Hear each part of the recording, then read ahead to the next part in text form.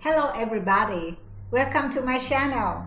Today I am showing you how to make the crab omelette, which is one of the most delicious omelette. And trust me, you are going to love this menu. The most important ingredient that we need is the crab meat.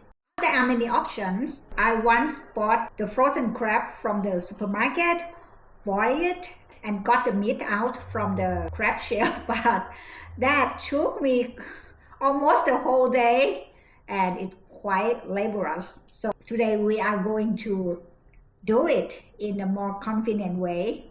I found the crab meat that they already did everything for us, so this will be quite easy. This brand is from Thailand, which is quite good. I said it's from Siam Crab Company. The brand is Siam Crab Jumbo Lump. This can weigh around almost 500 grams. I think I need only half of it. This is the pasteurized one and it needs to be kept in the freezer in the temperature below -3 Celsius degree. I only took it out when I want to cook it.